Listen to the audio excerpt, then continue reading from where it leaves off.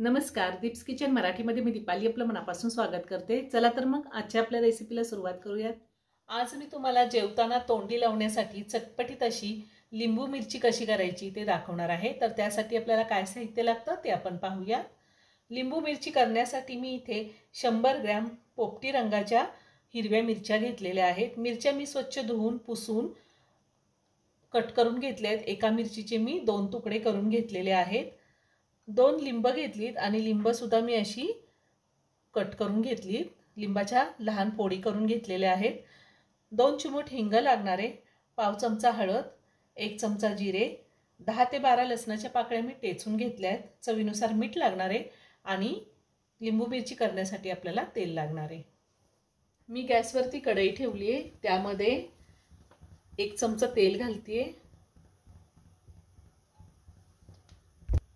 तेल गरम झाले, त्यामध्ये मी जिरे घालते। त्यातच आपल्याला हिंग घालायचा आहे आणि टेचलेला लसूण घालायचा आहे। लसूण चांगला मी 1 मिनिटभर परतून घेणार आहे। लसूण मी परतून घेतलाय। आता आपल्याला त्यामध्ये मिरची घालायची आहे आणि मिरची सुद्धा मी 2 मिनिटं चांगली तेलावरती परतून घेणार आहे। अशी तेलावरती मिरची परतून घेतली तर मिरचीचा तिखटपणा सुद्धा कमी होतो आणि मिरची टेस्टला सुद्धा खूप छान लागते। तुम्हाला जर लिंबू मिरचीमध्ये लसूण वापरायचा नसेल, नाही वापरला तरीही चालेल, पण खूप छान टेस्ट येते लसणाची। 2 मिनिटं मी मिरची चांगली परतून घेतलेली आहे। आता आपल्याला त्यामध्ये हळद घालायची आहे। पुन्हा सगळं व्यवस्थित मिक्स करून घेऊया आणि आता मी लिंबू घालते। ह्यातली 1 लिंबाची फोड मी बाजूला ठेवली होती, ती सुद्धा अशी आपण पिळून घालायची आहे। पुन्हा सगळं व्यवस्थित मिक्स करून घेऊया। आता आपल्याला चवीनुसार मीठ घालायचं आहे। साधारण चमचाभर मीठ घातलेले मी। पुन्हा सगळं व्यवस्थित मिक्स करून घेऊया। गॅसची फ्लेम मी लोवर ठेवलेली आहे।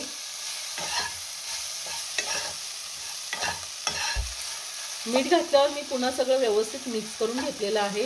आपल्याला अशा लिंबाच्या फोडी चमच्याने थोड्याशा अशा प्रेस करून घ्यायच्या आहेत, म्हणजे त्यातला रस बाहेर निघेल आणि छान वाफवल्या जातात। आता गॅसची फ्लेम मी लोवर ठेवलेली आहे आणि झाकण ठेवून साधारण 7 ते 8 मिनिटं मी ह्या मिरच्या आणि लिंबू व्यवस्थित वाफवून घेणार आहे। साधारण 7 ते 8 मिनिटं झालेली आहे आणि लिंबू मिरची छान वाफवली।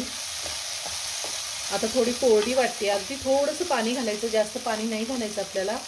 आणि पुन्हा 2 ते 3 मिनिटं आपण लिंबू मिरची वाफवून घेऊया। ह्या 7-8 मिनिटांमध्ये मी 2 वेळा व्यवस्थित मिक्स करून घेतलं होतं। पाणी आपल्याला जास्त घालायचं नाही। पुन्हा 2 ते 3 मिनिटं मी वाफवून घेते। पुन्हा 2-3 मिनिटं मी मिरची चांगली वाफवून घेतलेली आहे। आता गॅस बंद करते। खूप छान झालेली लिंबू मिरची। त्यावरती थोडी बारीक चिरलेली कोथिंबीर घालूया आणि एका प्लेटमध्ये काढून घेते।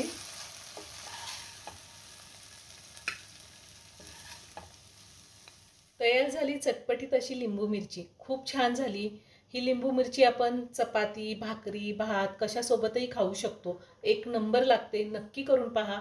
व्हिडिओ जर आवडला तर व्हिडिओला लाईक आणि शेअर करायला विसरू नका। रेसिपी आवडली असेल तर कमेंट करून नक्की कळवा। पुन्हा भेटूया अशाच एका छानशा साध्या आणि सोप्या रेसिपी बरोबर। धन्यवाद।